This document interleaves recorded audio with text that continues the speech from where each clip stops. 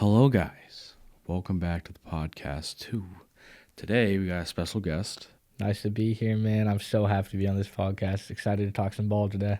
Yep, so today, instead of Scream 7, this time we're going to be doing NFL questions, and I'm going to be asking Topher and Adam these questions, and see how it goes.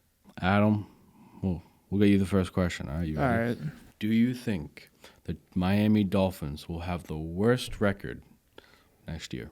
Yeah, I think it goes undebatable. I think the Dolphins are going to be trash with the fact that they moved on from Tua, both Jalen Ramsey and Waddle, and they have so much money in dead cap space that I think it's going to be hard for them to do a real rebuild around what they have, and only having their best player being Achane, it's going to be a rough season for them.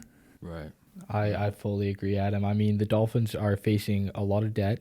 They're facing a lot of loss. You lost Javon Baker. We saw Tua go, even though he wasn't that good. We saw Tyreek. We saw Jalen. Everyone's leaving. You just picked up Malik Willis from the Packers. Paying him $60 million a year is absolutely ballistic. That's a crazy deal. That's just spending all of your cap when you should be looking for receivers for him. You only have Tutu Atwell in the receiving core. You're just bringing Malik Willis and not giving him anything to work with. Also, you have a pretty hard schedule. You're seeing the Chiefs, the Chargers, the Bills twice a year, the Patriots twice a year.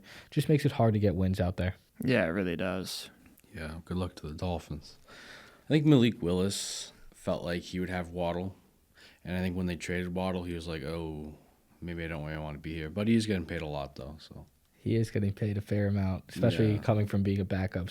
Coming from being a backer to getting paid $60 million a year is crazy. He played 2 games, but they were good. But yep, he did look good, but I just don't think he has that star power to completely flip the Dolphins lineup with no other help. Yeah, no, I agree. Yeah. All right, next question. Well, I'll ask you, Topher. Sounds good.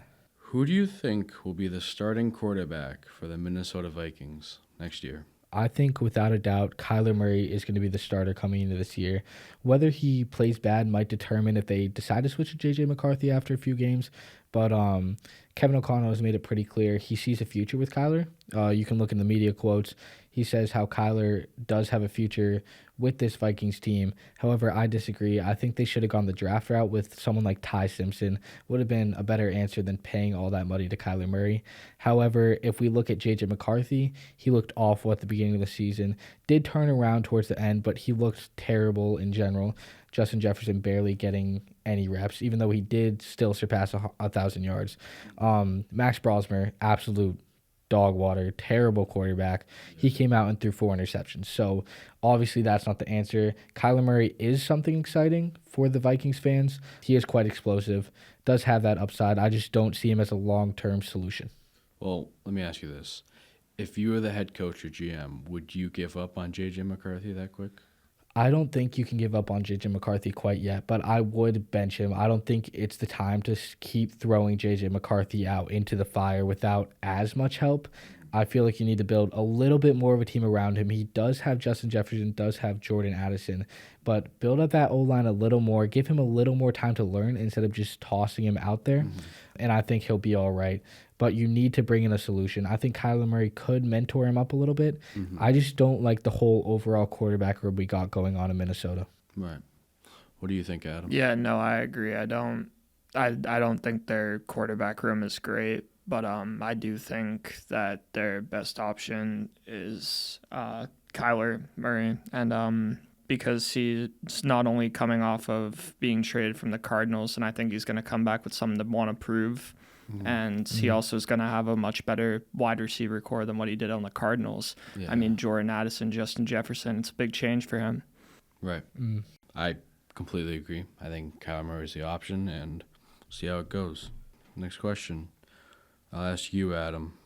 Who is the best free agency move from 2026? I think in my mind, the best free agency pickup was Kenneth Walker going to the Chiefs. And I say that because he's young, he's explosive, he's just coming off of a Super Bowl MVP season, and I think he's going to want to have another electric season, and also, with an explosive offense like the Chiefs, and I think he'll fit right in.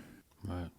That's an interesting take. He is technically young, but if you look at that bald head, you can see a little bit of oldness in Kenneth Walker.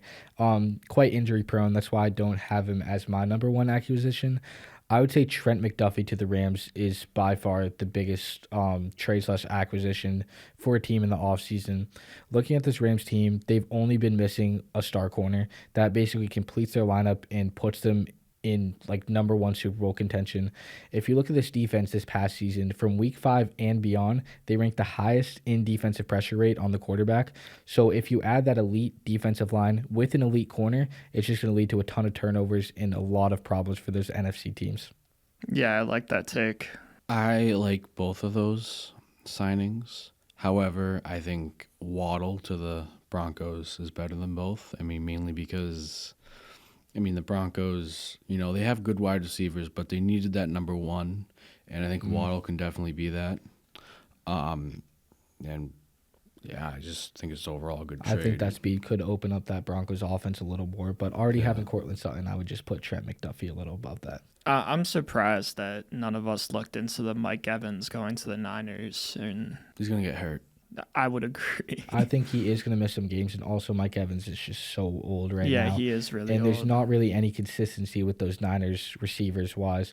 Juwan Jennings came on later in the year, but And not to mention, I swear to God, that field is cursed. a lot of injuries over there. Yeah.